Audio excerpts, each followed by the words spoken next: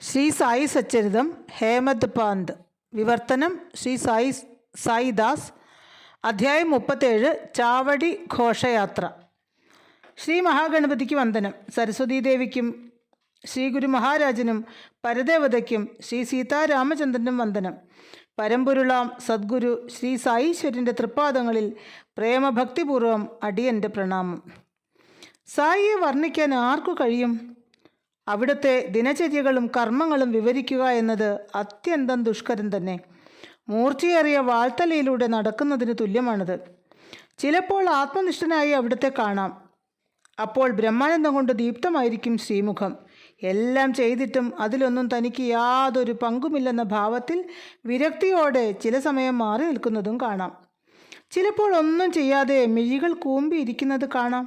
പക്ഷെ അത് ഉറക്കമല്ല, ആത്മബോധത്തിൽ നിമഗ്നനായി ഇരിക്കുകയാണ് ആ സമയം. ചിലപ്പോൾ അവിടുന്ന് തിരയില്ലാത്ത സാഗരം പോലെ. അത് അനന്തം, അഗമ്യം, അഗാധം, അചിന്യം. ഇത്തരമൊരു വ്യക്തിത്വത്തെ ആർക്ക് വർണ്ണിക്കാനാകും? മൗനമാണ് അവിടുത്തെ വിവരിക്കാനുള്ള ഏറ്റവും ഉചിതമായ ഭാഷ. ബാബയ്ക്ക് പുരുഷന്മാർ സഹോദരങ്ങളായിരുന്നു. സ്ത്രീകളാകട്ടെ മാതൃതുല്യയോ സഹോദരിയോ. ഇന്ദ്രിയ നിഗ്രഹം പൂർണ്ണമായി നേടിയ ആൾ ബ്രഹ്മചാരി എന്ന നിലയിൽ അവിടുന്ന് സർവ്വരാലും ബഹുമാനിതനായി. ആ മഹായോഗീശ്വരനോട് നമ്മുടെ അന്ത്യകാലം വരെ അവിടുത്തെ സ്മരിക്കാനും സഹവസിക്കാനും ഭാഗ്യം തരണേ എന്ന് പ്രാർത്ഥിക്കാം. ആ തൃപ്പാദപത്മത്തിൽ ഭക്തി തെല്ലിട കുറയാതെ കാത്തുകൊള്ളണേ എന്നായിരിക്കട്ടെ നമ്മുടെ എപ്പോഴുമുള്ള പ്രാർത്ഥന. സായിലീലകളുടെ കാരണം തേടി ഇറങ്ങിയവൾ വലഞ്ഞുപോയി. പിന്നീട് അവർക്ക് മനസ്സിലായി അചിന്ത്യമായതിനെക്കുറിച്ച് ചിന്തിക്കേണ്ടതില്ലെന്ന്. അതോടെ അവർ ആ ശ്രമം ഉപേക്ഷിച്ചു. അവർ സായി ലീലകളിൽ രമിക്കാൻ തുടങ്ങി. സായി തിരുനാമ ജപത്തിൽ നിന്നും കിട്ടുന്ന സുഖത്തോട് താരതമ്യപ്പെടുത്താൻ ഒന്നുമില്ല. സ്വർഗസുഖം കൂടി ഇക്കാര്യത്തിൽ തുച്ഛം. എന്താണ് സ്വർഗസുഖം? ഭൂമിയിലേതിനേക്കാൾ ഒരു പടി കൂടി ഉയർന്ന സുഖം, അത്ര തന്നെ. സ്വർഗത്തിലും ഭൂമിയിലും വിഷയാനന്ദം അനുഭവിക്കുന്നതിൽ ഒരു വ്യത്യാസവുമില്ല. ദേവേന്ദ്രനായാലും കഴുതയായാലും വിഷയസുഖം ഇരുവർക്കും ഒരുപോലെ. സമസ്തവും ഭഗവാനിൽ സമർപ്പിക്കൂ. അവിടുന്നല്ലാതെ മറ്റൊന്നും പ്രപഞ്ചത്തിലില്ലെന്ന് അറിയൂ. അത് മനസ്സിലാക്കി എല്ലാവരെയും സ്നേഹിക്കൂ.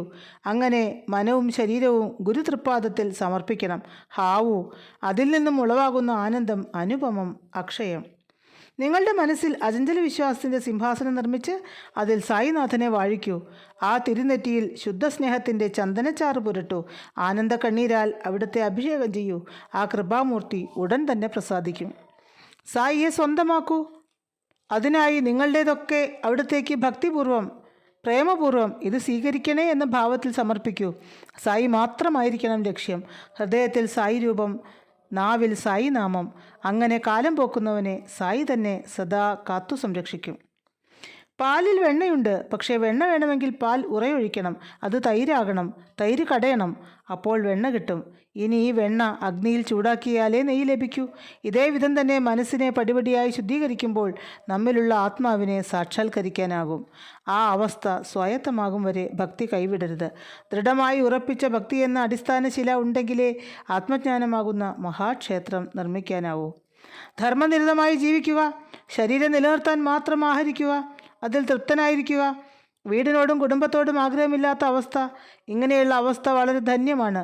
സായിദേവനെ നിരന്തരം ധ്യാനിക്കാനായാൽ അത്യന്തം വിസ്മയകരമായ അനുഭവങ്ങൾ നിങ്ങളുടെ ജീവിതത്തിലും ഉണ്ടാകും. നിരന്തരം തന്നെ സ്മരിക്കുന്ന ഭക്തനെക്കുറിച്ച് സായിയും എപ്പോഴും ധ്യാനിക്കുകയായിരിക്കും. നാമജപത്തിൻ്റെ പ്രാധാന്യം തെല്ലുപോലും കുറച്ച് കാണരുത്. അത്യന്തം മഹനീയമാണ് അതിൻ്റെ ശക്തി. ഒരിക്കൽ സായി അരുളുകയുണ്ടായിട്ടുണ്ട്, നിങ്ങൾ നിങ്ങളുടെ സ്വന്തം കർമ്മങ്ങൾ മാത്രം ചിന്തിക്കുന്നു, ചെയ്യുന്നു. പക്ഷേ എൻ്റെ ജോലിയോ ഇരവ് പകൽ നിങ്ങളുടെ ക്ഷേമത്തെക്കുറിച്ച് ചിന്തിക്കുകയാണ്. മറ്റൊന്നും വായിച്ച് ക്ലേശിക്കണമെന്നില്ല. ഈ സച്ചരിതം വായിക്കൂ. മുഴുവനും വായിക്കാൻ കഴിയുന്നില്ലെങ്കിൽ ഗുരുഭക്തിയെ പ്രതിപാദിക്കുന്ന അധ്യായങ്ങൾ പതിവായി വായിക്കുകയോ കേൾക്കുകയോ ചെയ്യൂ. എപ്പോഴും മനസ്സിൽ അതിൻ്റെ തത്വം മനനം ചെയ്യൂ. ഈ സായി ചരിതം എപ്പോഴെങ്കിലും എവിടെയാണെങ്കിലും കുറച്ചെങ്കിലും നിത്യം വായിക്കുന്ന വിശ്വസ്ത ഭക്തന് ഭഗവാൻ ഗുരുവിനൊപ്പം ദർശനം നൽകും. അവരുടെ ഗൃഹത്തിൽ ധനദേവത പ്രസന്നയാകും. സപ്താഹമായി ഈ സച്ചരിതം വായിക്കുന്ന ഗൃഹങ്ങളിൽ ഒരിക്കലും ദാരിദ്ര്യമുണ്ടാവുകയില്ല. ഈശ്വരനാമസ്മരണയിൽ ലഭിക്കുന്ന ആനന്ദം മറ്റൊന്നിൽ നിന്ന് പോലും ലഭിക്കില്ല. ഇന്ദ്രനും ചക്രവർത്തിക്ക് പോലും ലഭിക്കില്ല. നാം എല്ലാം ജനിച്ചതും ഇപ്പോൾ ഇങ്ങനെയൊരു ജീവിതം നയിക്കുന്നതും പൂർവ്വകർമ്മങ്ങളുടെ ഫലമായിട്ടാണല്ലോ. അതായത് കർമ്മഫലം അനുഭവിക്കാനാണ് നാം ജനിച്ചതെന്ന് സാരം. നാം ആവശ്യപ്പെട്ടിട്ടല്ല ദുഃഖം വരുന്നത്. സുഖത്തിൻ്റെ കാര്യവും അങ്ങനെ തന്നെ. പക്ഷേ ഉറച്ച വിശ്വാസമുള്ള ഭക്തന് ഈ കർമ്മഫലത്തിൽ നിന്ന് പോലും സായി കൃപയാൽ രക്ഷപ്പെടാൻ സാധിക്കുന്നതാണ്. സായിനാമം സദാ നാവിൽ നൃത്തമാടട്ടെ. അതിനേക്കാൾ വലിയ തപസ്സില്ല, വ്രതങ്ങളില്ല. അതുകൊണ്ട് പ്രിയപ്പെട്ടവരെ, സായി പാദങ്ങളിൽ നമുക്ക് സമ്പൂർണ്ണ ശരണാഗതി അടയാം.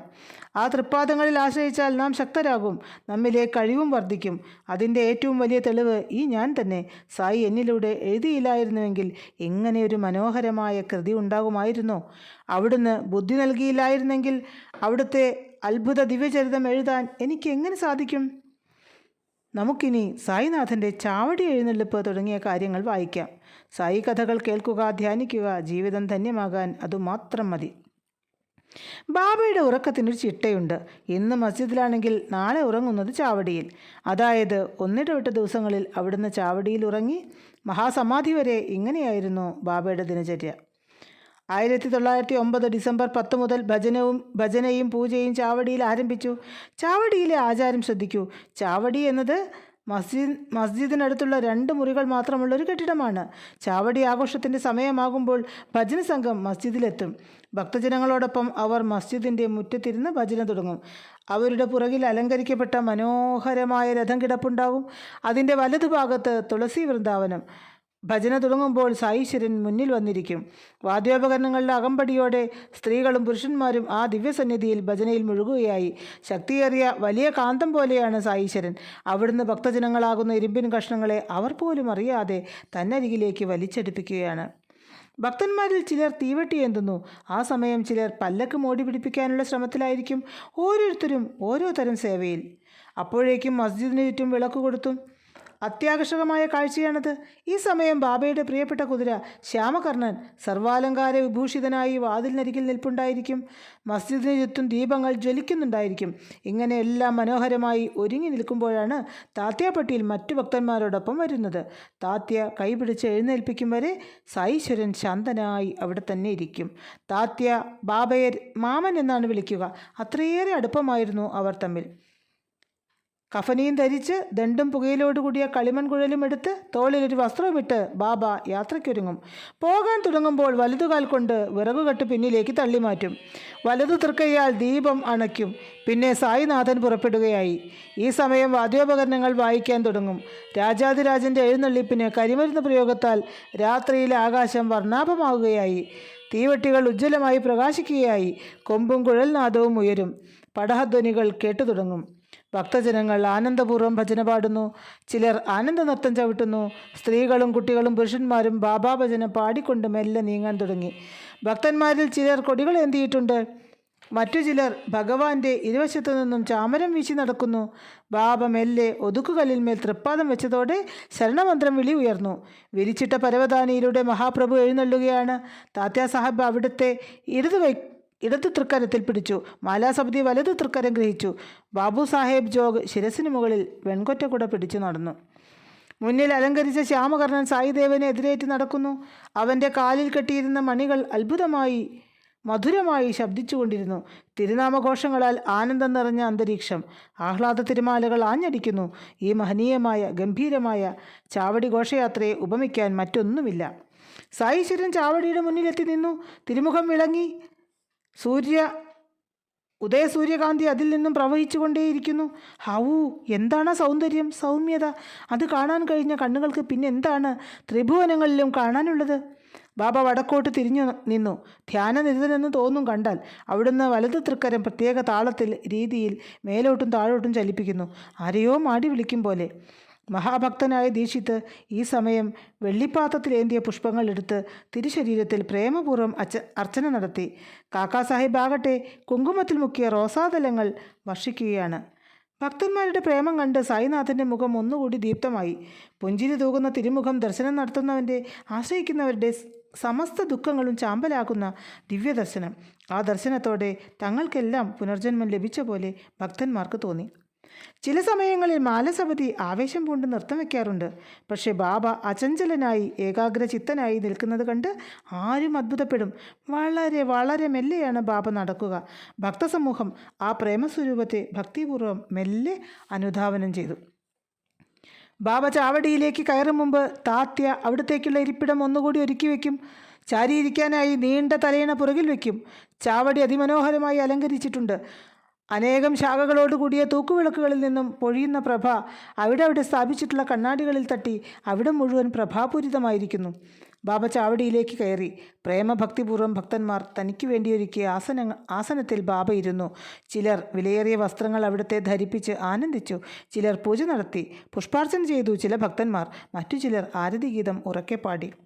ചിലർ അവിടുത്തെ തിരുനെറ്റിയിൽ ചന്ദനം വൈഷ്ണവ രീതിയിൽ തൊടുവിച്ചു. സുഗന്ധതൈലം തൃക്കൈയിൽ പുരട്ടി. ചിലർ സ്വർണ്ണ കിരീടം ശിരസിൽ ഭയഭക്തിയോടെ വെച്ചു. ചിലപ്പോൾ രത്നഖചിതമായ കിരീടം ചാർത്തി. അവിടുന്ന് ഇതെടുത്ത് ദൂരെ എറിയുമോ എന്ന ഭയത്താൽ ഈ കിരീടങ്ങളിൽ അവർ പുറകിൽ നിന്നും ശ്രദ്ധാപൂർവം പിടിച്ചിരുന്നു. അന്തര്യാമിയായ പ്രഭു ഭക്തഹൃദയവികാരം അറിഞ്ഞ കരുണാമയൻ ഇതിനെല്ലാം നിന്നുകൊടുത്തു. തന്നെ ഒരുക്കുന്നതിൽ പരിചരിക്കുന്നതിൽ ഭക്തന്മാർ അനുഭവിക്കുന്ന ആനന്ദത്തിന് സായി ശ്രീ തടസ്സമുണ്ടാക്കിയില്ല. അവിടുന്ന് മൗനം പാലിച്ചു. ബാബ ഇരുന്നു കഴിഞ്ഞാൽ താത്തയും മറ്റു ഭക്തന്മാരും നമസ്കരിക്കുകയായി. അപ്പോഴേക്കും ശ്യാമ ചിലിം തയ്യാറാക്കിയിട്ടുണ്ടാവും. ബാബ അത് ആദ്യം താത്തയ്ക്ക് കൊടുക്കും. താത്തയാണ് ആദ്യം പുകവലിക്കുക. അതിനുശേഷമേ ബാബ വലിക്കൂ. പിന്നീട് ബാബ അത് മാലസപതിക്ക് കൈമാറും. അതിനുശേഷം ഭക്തന്മാർ തുളസിമാലയും പുഷ്പമാലയും പവിഴാഭരണങ്ങളും മരതകമാലയും ബാബയെ ചാർത്തി. തീർത്തും നിസ്സംഗനായി ഭക്തന്മാർക്ക് വേണ്ടി ബാബ ഇരുന്നു കൊടുത്തു. ഭക്തജനഹൃദയം പ്രേമപ്രവാഹത്താൽ ഇളകിമറിഞ്ഞു. അവസാന രംഗമായി.